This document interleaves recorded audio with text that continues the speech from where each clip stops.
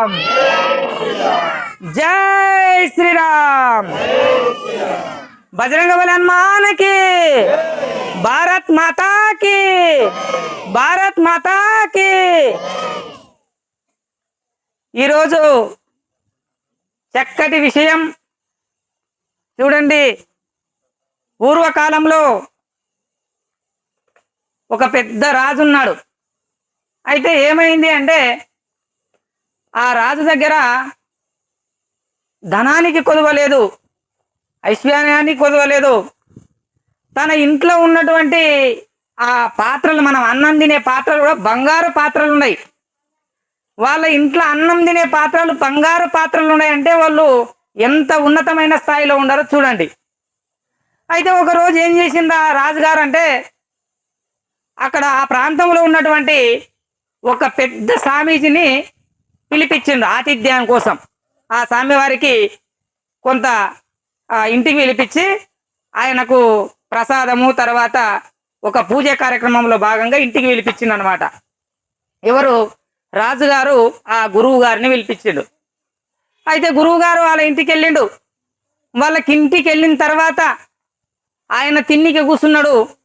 బంగారు పాత్రలో తెచ్చి గురువు గారికి ఆ భోజన ఏర్పాటు చేసిండు. మరి బంగారు పాత్రలో గురువు గారికి భోజన ఏర్పాటు చేసిన తర్వాత ఆ గురువు గారికి ఏమనిపిస్తుందంట, భోజనం తినుకుంటా, అరే ఇది బంగారు పాత్ర ఉంది, పోయేటప్పుడు మెల్లగా దాన్ని మన సంచిలో పెట్టుకొని తీసుకుపోదాం అనిపిస్తుందట. అరే ఈ అన్నం తిన్నాడు. తిన్న తర్వాత ఈ అన్నం ఎవరు వండిండ్రప్ప అని రాజుగారిని అడిగితే, మా ఇంట్లో ఒక వంట మనిషి ఉంది, ఆ వంట మనిషి ఆ అన్నాన్ని వండిండ్రు, ఆ ప్రసాదాన్ని వండిండ్రు అని చెప్పిండ్రు. చెప్పిన తర్వాత ఏమైంది అంటే, ఆ వంట మనిషిని ఇక్కడ పిలిపియండి అని అన్నాడు. ఎవరు? ఆ గురువు గారు, ఆ స్వామీజీ. అయితే అమ్మ ఆ వంట చేసిన ఆమెను పిలిపించిన తర్వాత, అమ్మ నువ్వు అన్నం వండేటప్పుడు నీ మనసులో ఏమనుకుంటూ ఆ యొక్క ప్రసాదాన్ని చేసినావు చెప్పు, నిజంగా చెప్పాలి అని అన్నాడు. అంటే చూడు స్వామి, నేను అన్నం చేసే ఆ ప్రసాదం చేసేటప్పుడు ఏమనుకున్నా అంటే, వీళ్ళ దగ్గర ఎన్నో బంగారు పాత్రలు ఉన్నాయి, పోయేటప్పుడు దాన్ని సంచిలో పెట్టుకోపోదామని అనుకుంటూ, మనసులో అనుకుంటూ ఆ ప్రసాదాన్ని చేసిన అన్నది.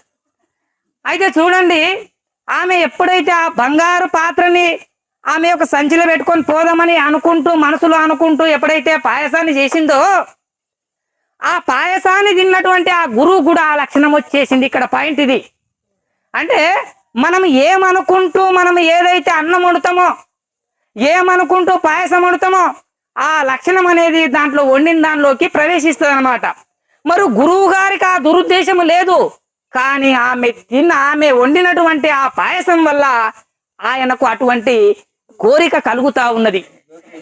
అయితే మనం కూడా చూడండి, ఇంట్లో కూడా ప్రతి ఒక్కరూ స్నానం చేసి ఉండాలి, పవిత్రతతో ఉండాలి, ఓం నమ శివాయ అనుకుంటా ఉండాలి, ఓం నమో నారాయణ అనుకుంటా మనం ఇంట్లో అన్నం వండినట్లయితే ఆ అన్నాన్ని ఎప్పుడైతే ఆ మంత్ర ఉచ్చారణ చేస్తూ అన్నం వండుతామో అది పవిత్రమైపోతుంది, అది ఎంతో విలువైతుంది.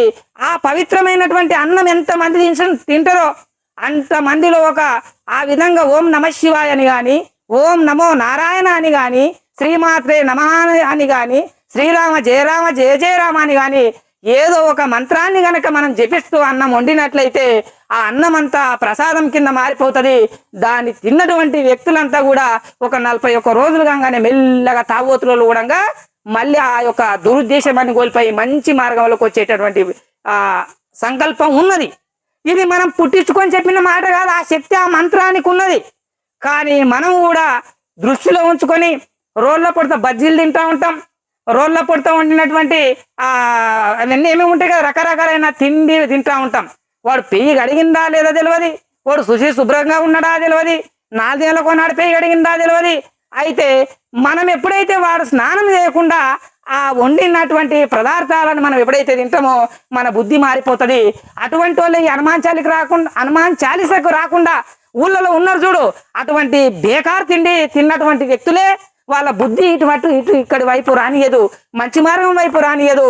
అందుకే మనం ఉండేటటువంటి తిండి పవిత్రతో ఉండాలి. మంచి ఆ భగవన్నామ స్మరణ చేస్తూ ఉండిన